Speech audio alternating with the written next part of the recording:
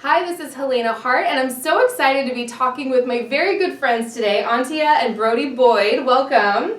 Thank you. Glad to be here. I just love these two. This was actually very spontaneous and last minute. I'm here in San Diego this weekend doing some work, and I finished early and just gave them a call and said I'd love to interview you guys for my channel because I love the work that they do, and they're just amazing people, and they have such a great relationship. I've been wanting to get them on my channel for a while, so I'm really excited for today's topic.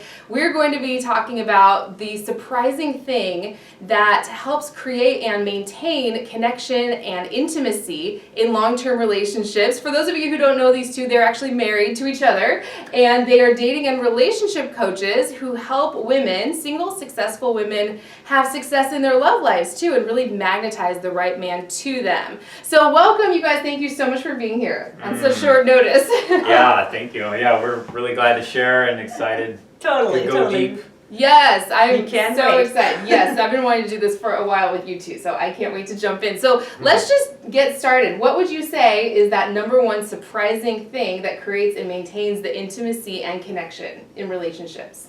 Yeah, so Helena, everything starts off with, I actually grew up in an emotionally absent household in Germany, in case you're wondering about my accent, right? So here we go. The message is revealed. And, my shadow actually developed right there because I actually learned to not bother someone, right? My mom would always say, oh, Antia, oh my God, don't bother me.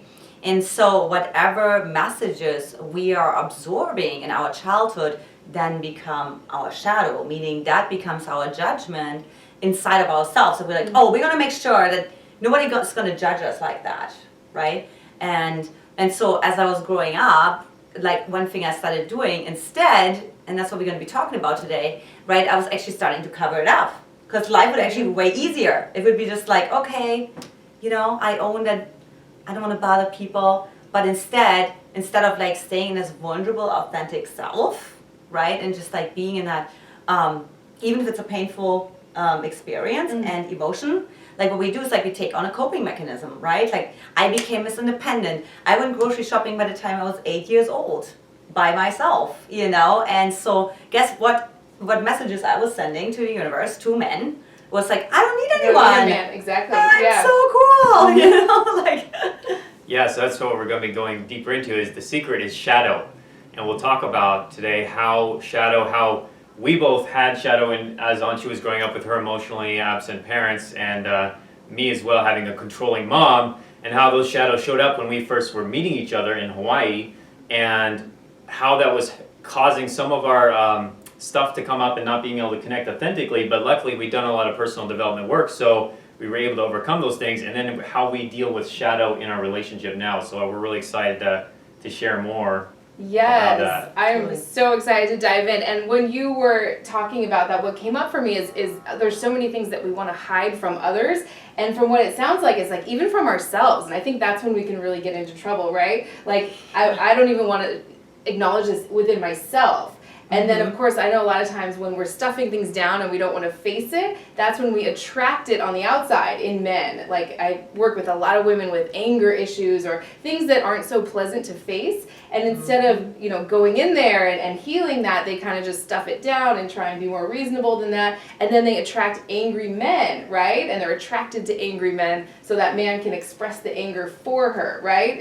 He expresses it for her, then she feels released. It's like a system. Does that tie into shadow as well? Do you work with women who are kind of attracting what they're ignoring in themselves? Oh, absolutely. One thing I always say, if you attract unavailable men into your life, where are you unavailable to yourself? Absolutely. Yeah, that was certainly the case for me, and it's such a common thing out there, right? Yeah, totally. Yeah. So I'd love to hear a little bit about your story and how you met and how this shadow side all came out, and of course what to do for all the ladies watching and going, oh yeah, I can identify with that. How do I start to turn this around? So anywhere you guys want to take this, I'd love to hear. Yeah, totally.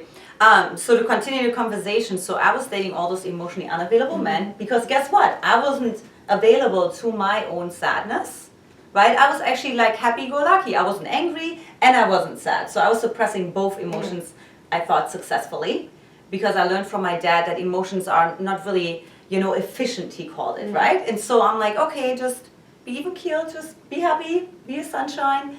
But of course it never worked out. and even went to UC Berkeley, studied it on an intellectual level, because so many women that come to us, they're like, oh, I really get this. You know, I studied it, I know about it, I read all those books, right? I'm like, so did I, you know? Mm-hmm. And I remember when I hired my coach that I broke through that blind spot of being vulnerable without weakness. And that vulnerability for me was both, was sadness and it was anger. And as a matter of fact, so I met Brody 8 months later, and he told me the first night that we met that I'm the girl of his story. Which sounds so great, right? Like, it's like every woman's like, oh my God, it's so cute. I didn't exactly feel that way. Like, I was in and out, right? Because I had the shadow inside of me. This like, so I was kind of like a bitch, and I was almost like leading with anger. I was ignoring him. Like 2 weeks in, we would always run into the same events in Hawaii, you know what I mean? In Oahu, where you could be at all kinds of places. And I'm like, why are you here again? Why are you here again? And I was like drinking 2 bottles of champagne. I don't even drink at all. And so all those like shadow sides were coming out, right? Yeah. Because I saw myself, because Brody was so even keeled. He was like my mirror in a way, right? So I just saw myself. And it was so confronting. I'm like, oh God, like I just, no. Because I wasn't creating the drama that you wanted. Yeah. Like, I wasn't feeding into it. I was trying to, you know, like manipulate him into like being reactive and being responsive or something, right? Yeah, your shadow part was trying to aggravate that. And yeah, it was intense. Basically, well, I also think of like the metaphor that Debbie Ford talks about, was shadow is like, it's a ball that you're swimming in the pool and you're trying to keep the balls under the water, and you're trying to hold them all down from like, you know, emotionally unavailable dad, emotionally unavailable mom, insecurity, and fear of being vulnerable, and they start trying to pop up. Yeah. And so that's kind of what happened when we started dating each other, even after we'd done so much work with each other. And then of course, started connecting when we were in Hawaii, and then developed from there. Mm-hmm. So I'm so curious. A million questions popped in my mind when I hear this. You talk about your, early courtship phase. How did you get past that, or was there a certain point where you just kind of like, okay, we need to talk about this, or how did it like bubble up when you first started dating? Yeah, I think for me, because Brody was holding so much space, he's done a lot of work in the man world, right? Like holding space. I mean, I'm rolling my eyes because it's an amazing ability. I'm like, wow.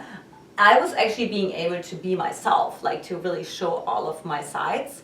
And because he wasn't reacting, I just became calm. I was like this wild, like, ocean, you know what I mean? Like he was like not reacting. So after a while, it was just this calm lake. And then when you have this calm lake, you can see to the bottom, right? And I just saw that I was creating this drama myself. So yeah, that was really interesting. But it was also because you were really opening up. Like you were a little bit like too cool for school, Well, you know what I mean? Should we share some like specific examples? Or? Yeah, That'd be great, totally. Yeah, because so when we both had our journeys. I had struggled with emotionally controlling mother and an absent father, and she had her stuff as well. We both did our work, and so we had done a lot of work when we got to Hawaii. By the time we met each other, and we were both living in Hawaii at the time, and we met at a spiritual center. So I don't know if we ever told you this, or you probably knew our story before, right? A little bit. Yeah. So we met at a workshop, and I'm like, oh, that's interesting. And then we ended up talking at the workshop afterwards. It was like a discussion group, and ended up connecting on all levels. And then that night I invited her to go to another event, and then I ended up taking her out. We were in the parking lot after that event and just talking, and the Hawaiian moon was out, and that's when I said, oh wow, you're the girl from my story. Because I'd written a list of what I wanted my ideal one. I'm like, wow, you're it. But so everything was like actually really good in the beginning stages, and because we both done a lot of work and we both just really connected. But then as we started dating, like Antia said, she told me, she said, it's interesting because every guy that I've dated, no relationship has lasted more than 3 weeks. Wow. She told me that, and I'm like, okay, that's interesting. And then she said, and then so sure enough, as the 3-week mark started coming, she started acting a little funny. Oh wow, interesting. Oh my gosh. And that was the instant she was kind of alluding to, as we ended up meeting each other spontaneously at a party, and she actually, speaking of shadow coming up, she actually ignored me like the whole party. So we didn't even talk. She ignored me, And then she ended up drinking 2 bottles of champagne, I found out later. And Pink champagne, I will never forget it. and then after that party, and then she like kind of left. I'm like, okay, interesting. But then after the party, she left, and then I think she ended up sending me a text, or we connected on text, and then like, so how you doing? Because he would like not react, so I would naturally come back to, okay, that was like kind of silly, why it's almost like he didn't absorb that energy. It was almost like a mirror. So it bounced off of him, and then you could feel it. And it's like, oh, there's something about this doesn't feel in alignment with who I really am, right? Yeah, It reminds me of that quote, love brings up anything unlike itself to be healed, right? And that's great. I would love to hear more, Brody. I know you said you grew up in a household where I know so many women can relate to that. Men too. So I'd love to hear more about your side as well. Yeah, because I actually used to be what you might call an emotionally unavailable man. Really? Yeah. Wow, that's shocking. Just knowing you don't. Yeah, think so that she way was at all able to to me. bust Wow. through the emotional unavailability. That's probably a whole other Crack video. open. We That's should a whole do other that. video. How to crack open the emotionally unavailable man. But basically, because the reason I was emotionally unavailable was because I grew up in a household where I felt really controlled by my mother. Like, it was coming from a loving place, but she really like kept me in this golden cage and like, no, you can't go out with your friends, and I'm gonna take away your computer because you're spending too much time on it. And I was just like in this box, and I couldn't do it like really anything. And my dad was really passive. So what happened is I really closed my heart off early on towards women, and I didn't want to be controlled ever again, really. And then so as I got into college, the way that showed up in my dating life was I didn't really have a dating life, for one, because my mom didn't really let me have one for just keeping me at home all the time. And we lived really far out in the woods, kind of. But then I had my first relationship, and I wasn't able to really open up the walls. Like, we kind of stumbled into a relationship, and she was really anxious and needy, and really had a lot of issues too that she was dealing with. So we're kind of like just a toxic match for each other, and then eventually she ended up leaving because I wasn't able to give her what she wanted. But then what happened after that is my heart really cracked open, I feel, because I got so much pain from just feeling like I couldn't give a woman what she really wanted. Wow. Yeah. And it was sad. And then so I started really working on myself after that. I said, okay, I got to get this handled. Like, I want to master my dating relationships. Just like Antia also, after she had guys, what were they doing? They were like leaving you,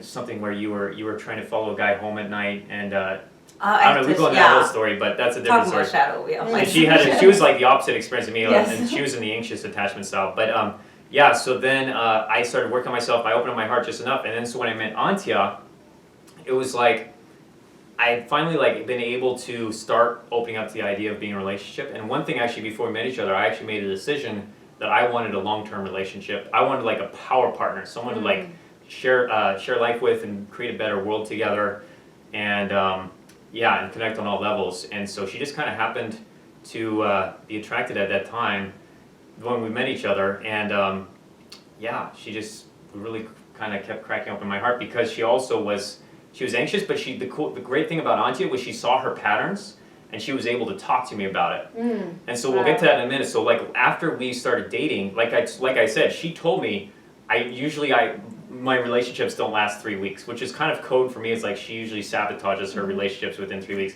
And then actually what happened after 3 weeks, she said, oh yeah, but the guys that make it past 3 weeks, when I make it past 3 weeks, it doesn't last longer than 2 months. And of course 2 months started getting around, and she started acting funny again. But then we made it through those parts. But the other thing I was going to say was that one time she actually told me, after we moved to Hawaii, we were in San Francisco, and she said, part of me wants to manipulate you right now.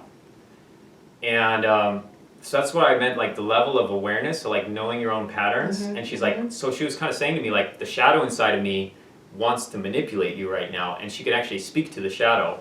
And that was a theme in our relationship, is we actually started to speak about like the shit that was happening inside of us, and actually say it to each other. Yeah. So we say, oh, interesting. And that's why I say, like, oh, interesting. How do you want to manipulate me right now? Yeah, totally. I think that's amazing. I mean, what I say all the time is that it's feeling your feelings is a great thing. All of them, even the unpleasant ones, very different than just acting out of them, stuffing them down, and just trying to push your agenda on him or manipulate him. But just saying, wow, this is how I'm feeling right now is like amazing. I love that. What was it about her? I mean, you obviously found your perfect match in terms of like you guys are like the best power couple I know, probably.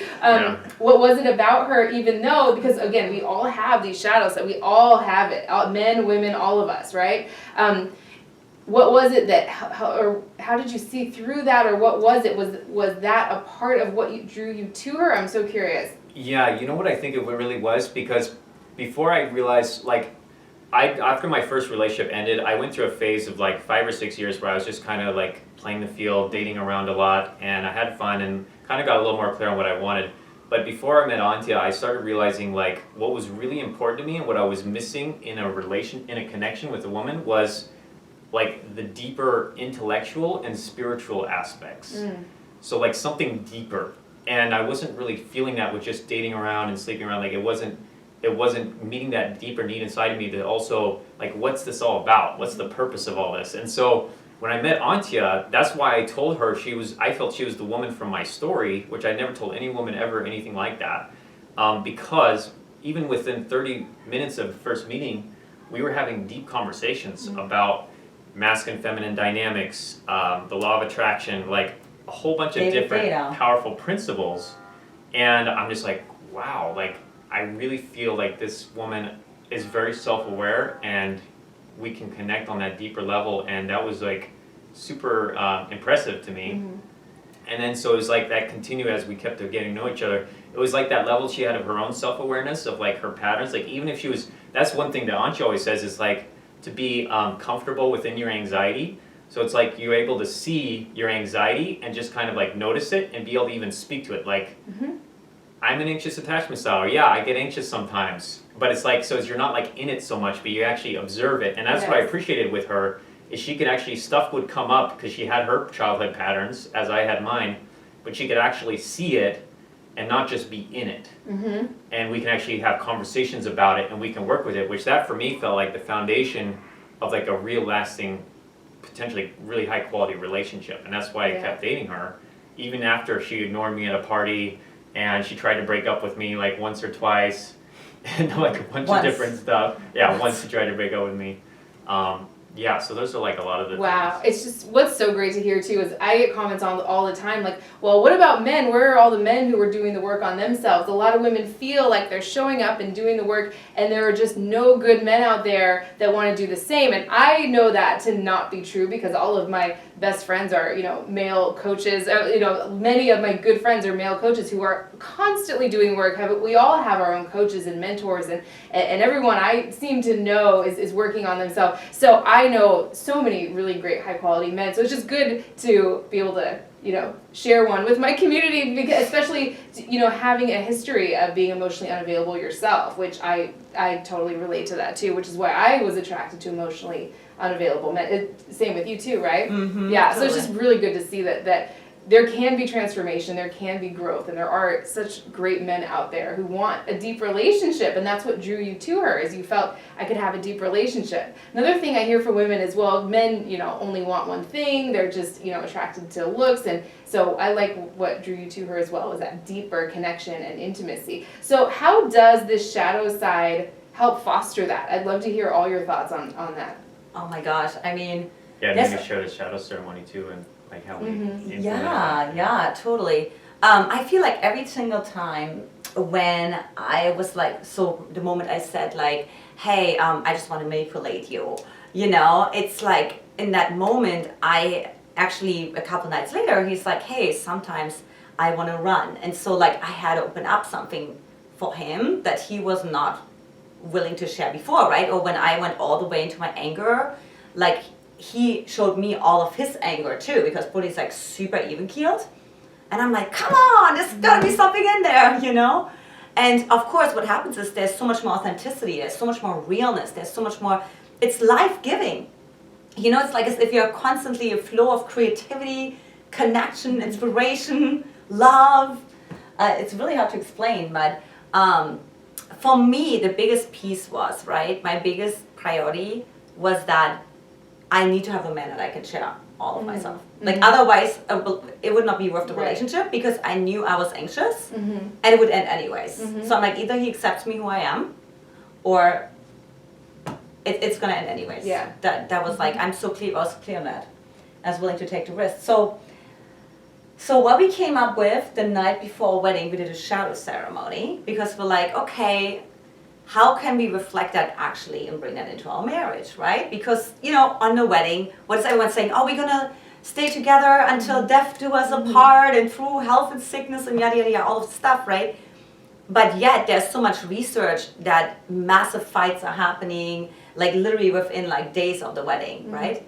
And my theory on this is like, because it's too much light. Like there's a part inside of us that like knows, hey, there's this other part. It's like that I just want to acknowledge right now. That just wants to run right now, scream right now. And again, it's pushing the balloon under the water. Yeah. Oh, everything's perfect. It's a beautiful wedding. Exactly. It's interesting. That's when I usually hear from clients again, is when they're moving in with a guy and trying to join their two lives. And it's a happy time, but it can be a really stressful time too, right? Because it brings up all your stuff, like, oh, really, you want to love me forever? Like, here's everything in me that wants to like push against that, right? So, oh my gosh, I totally get that. How can, and I know you work with single women, right? Looking to meet the love of their life or their soulmate. What can they do for all the single ladies out there watching? Do you have any like practical steps or tools that they can do to start working with their shadow side right now? Oh my God, I have so many. So one thing I notice on my clarity calls with women is when they share something vulnerable, and this could go both for when they share something sad as well as when they share something really exciting and something that they really want, that afterwards they laugh. So if you find yourself in that camp, they're just like, ha ha ha, I'm just gonna overlap things and I'm just gonna make light of it. Like instead to just start taking a breath. So that's like the first step. It's like, so let's say, you know what, like I was just really abandoned by my family. Instead of saying like, but it wasn't so bad after all, to just be like, I was abandoned by my family. And like, let that emotion like sink in, like let that emotion land. Wow. That impact, like I feel like you totally just called me out. I'm so the girl that wants to make light of everything, and that's my personality, is like the peacemaker, wanting everyone to be comfortable, not wanting to inconvenience or burden people with my own whatever it is, emotions, or just probably similar to you growing up too, right? Yeah. So that I just learned something right there. That was amazing. Do you have any other tips like that? Well, so when you talk with another person, I can pick it up more. Watching when you go into disassociation, right? So when you don't say, oh, I desire to have. There's a lot of women when they go for what they really want, which is about me. It's like selfishness. It's like focusing on myself, right? And if you had an emotionally unavailable parent, obviously you were training yourself, don't focus on me. Like jump through all the hoops so I get my needs met, right? Like it's actually watching like when are you disassociating? And when you're actually just like, so I have so many women read me their list, right? And it sounds like they're reading a list like a grocery list. And I'm like, okay, so if you would imagine, depending on how excited you are right now, like authentically embodied excited, that's how fast a man comes into your life. Where are you on a scale of 1 to 10, right? And then it's really about like exaggerating it. Like just really going, imagine like your favorite team just won, I don't know, the Super Bowl, or I don't know, you know what I mean? Like, I don't know, like maybe won the lottery. Like just, maybe you got into your favorite school, or you got your favorite job, or something that's just like the massive level 10 celebration, and like celebrate like that when you read your list in the morning or once a week. And do you want to give an example? Yeah. Can I absolutely. That'd be amazing, yeah. So, okay. Like demonstrate it, like when what you would like to see in the woman when she's really explaining what she wants to you, like what do you tell her, what do you want to see? Yeah, so what I really want to see is like just really say, oh my God, he's gonna be so available and he's so connected and oh my God, yippee, yippee, woohoo! And we're like celebrating, right? Like imagine you call your girlfriends, he just proposed to you and you're just like jumping up and down. How excited are you, right? Like, calling your girlfriend, telling you, I met the one! Yippee, oh my God, yippee, yippee! And you're like all jumping up and down. That's the kind of energy, and you really want to exaggerate that. You really want to feel uncomfortable. You really want to feel awkward, because we're gonna talk about the shadow again, right? Like because we go from, oh no, but that's not me. I'm not doing that, right? Like that's not who I am. Or almost like I'm scared to be that excited about it, because what if it doesn't happen? It's that doubt coming in. But from my perspective, with the law of attraction and feminine energy, oh my gosh, pre-celebrating like that is amazing. Like getting the feelings down in your body, so then you're radiating that out, and attracting it back to you, rather than getting all caught up in fear and doubt. I want it, but maybe it's not possible, or I want it, Totally. but there's no good men out there. Totally. Because those are the Where same is he? blocks as like a microcosm, like those resistances that you feel to like really getting excited, that's the same stuff that's coming up on a regular basis that you're not even aware of. Totally. That's Yeah. like blocking that still. Yeah. So many women, myself included, in different areas of my life, for sure, are like almost afraid to even be vulnerable enough with themselves to say what they want, to even like let themselves want something huge and amazing, because it's like either they feel they don't deserve it deep down, or it's going to be really hard and difficult, or they just somehow aren't going to be able to get it. So we don't let ourselves go there so often, right? So I really like that. That was great.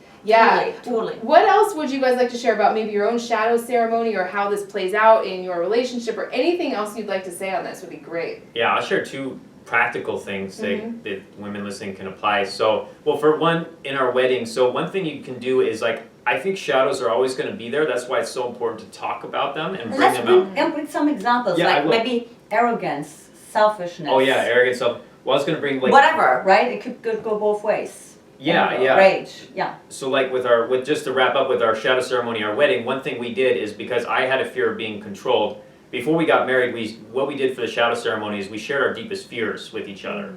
So that's like deep fear and judgment. So I said that my deepest fear was the fear of being controlled in a marriage. And she shared hers. What was yours? My fear was like not being good enough, because Brody is like the whole freaking package. Yeah, so once we shared those deeper fears with each other, it's like, wow, okay, now it's all out in the open. We see it, but then now you can work with it. And so what we did, even in our wedding the next day, which by the way, we shared that with everyone who was attending our wedding too, right before we went to our vows, we shared our deepest fears, and everyone's like, oh my God, what's going on? And then we told them what was going on, and we shared it, and then they're like, oh, okay. And then they're all letting their exhales after we shared it, and they were realizing it was still a good wedding. But we shared, so to help with, for example, my fear of being controlled, one thing that Antia came up with, which I thought was amazing, was we said, with this ring I set you free. Wow, I love that. So it's actually to change, like whatever your shadow is, so that's what you can bring out what is your deepest fear, and think of like what are some ways that you can actually transform that into a strength, like in your marriage, like by reframing it. Like what if your fear of not being good enough was actually, that means that you can actually show up as like, how do we work around like the fear of not being good enough? I think I would have to actually think about that. I mean, for me, it's just like being real. I was gonna say, Being real. being authentic, being vulnerable, and seeing that a man accepts you. The right man is gonna accept all of you, right? And one thing I always say is like the soulmate is real. The pedestal you put him on is not. Right? So it's like really taking Brody off. And I think what helped me so much is what we teach our women is the 6 feminine archetypes, and really seeing, hey, okay, which archetype is in imbalance? Like which archetype needs to be resourced? But again, it comes to this commitment of personal growth, right? Because I knew I don't want a codependent relationship. I don't want to have to look to my partner the whole time for approval and making me feel good enough, but to actually look at myself and be, how can I make myself feel good enough? I think that was like really important to me. Absolutely. Rather than constantly feeling depleted, then trying to pull it out of some guy, right? Which obviously, if anyone's ever tried that, it just pushes him away. Totally, exactly. And it's really interesting because it can go both ways, right? For me, it showed up that when we moved in together, I actually became a real bitch. I mean, and I was not a bitch before. Actually, I was the biggest bitch the night before he proposed to me. Which again, ladies, it shows you can't mess it up, right? Because it was authentic, but because my parents were always fighting, but I never lived together with somebody, so I didn't even know how I would show up with somebody when I lived together, right? So I created the same household environment that I grew up in. So there's so many blind spots we have, you know, the rage, the anger, and then to see that's power. How else can I channel that?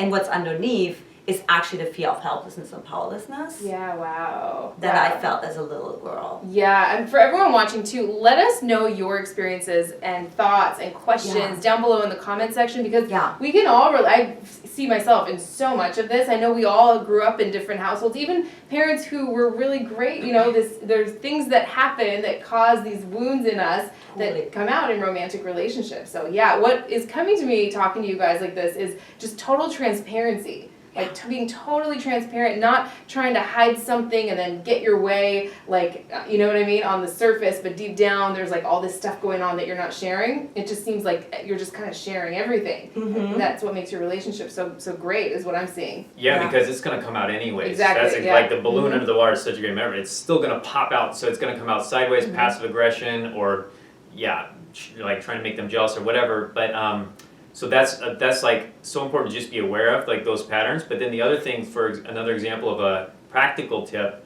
what we do is called awakening sessions.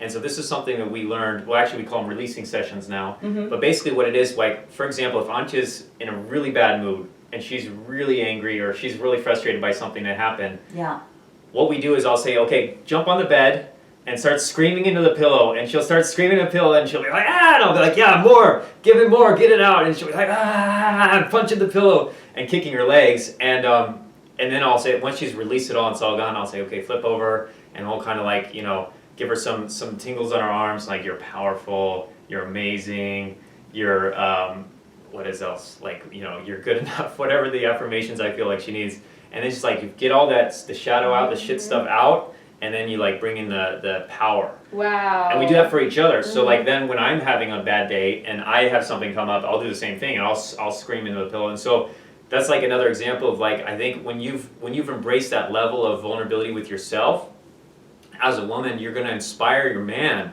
to want to meet you there. And it's like that level of like ownership and being willing to have the courage, as Joseph Campbell says, the cave that you most fear to enter holds the treasure that you seek. It's like you slay the dragon and behind there's where the treasure is. And so if you're willing to go there into the shadow and actually pull it out and release it and scream if you need to scream, but try to do it in a constructive way. That's what a lot of couples do where they, and especially in dating, and they mess up, is they scream at each other. And she would be like screaming at me rather than screaming into the pillow. And now it's doing damage versus like it's constructively being released. Right. But we actually get to look at it like, okay, what came up? And now it's like we let the shadow out. She went into the cave, and now we get the treasure, and now she's back to a good mood, and I'm back to a good mood, and we can be with each other. So I think that's like a good example of also like a theme for a different way of how to do relationships, like you were talking about. It's like that level of you actually be willing to run into that cave, and you actually seek out almost that, where's the fear, where's my insecurity, and how can I bring that out first for myself and like really embrace it and let myself feel it. Like Antia was saying, when she has her women just like really feel the sadness or the without hiding from it, and now you can work with it, and it's like it turns into fertilizer. Wow, that is so powerful. I'm like hanging on your guys' every word. Let us know too below in the comment section. What other videos would you like from these two? Do you have questions? Maybe you guys can go through and answer some questions, and I'm sure they'd love to hear from you. How can people get a hold of you? Do you have a free gift that you're offering, or for people who want to work with you potentially? Like, where can people find you? Yeah, totally. So for women who really just say, wow, let's look a little deeper and see what's really holding me back from, you know, not attracting the right man. Besides like not knowing where to meet him. You know, we get this all the time.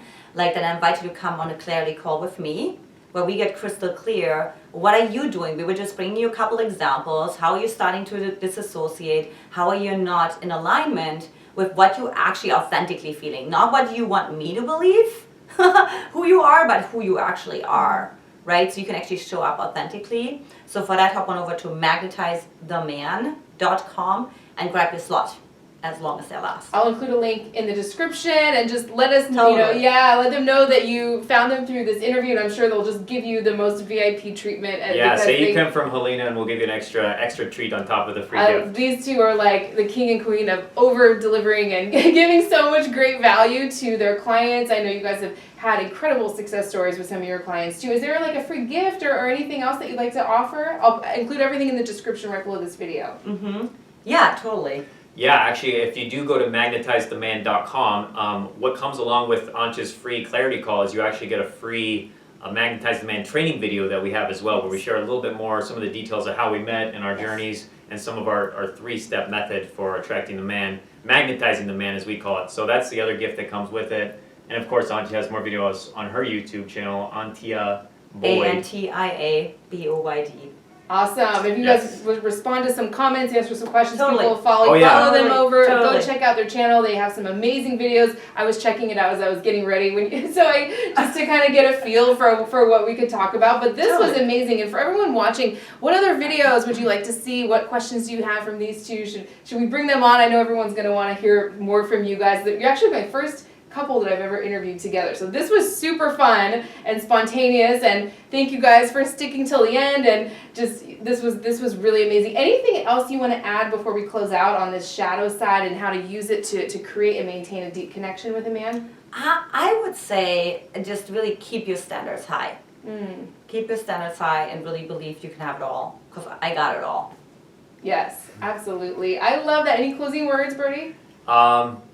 Yeah, I would just say, a man is looking for, I think if you want to attract a man who really wants to go deep with you and really have a life partnership and really explore every aspect of your being together, you definitely have to want to seek that yourself first, and you have to go there yourself, and you have to go deep, and you have to be willing to be scared and like face it. That's what I'd say is just have that courage, because that's going to inspire a man to want to meet you every step of the way, and you're going to activate the hero inside of him that's going to want to say, hey, if you're slaying those dragons, I want to slay my own dragons even more, and let's do it together. Let's slay those dragons, and let's slay the dragons in the whole world, and let's help make the world a better place. So yeah, just be willing to go there. That is so powerful. You guys are amazing. Thank you so much for coming on. Thank you for sticking with us all the way till the end. For everyone watching, go grab their free gift. Go sign up for a clarity call. Oh my goodness, that is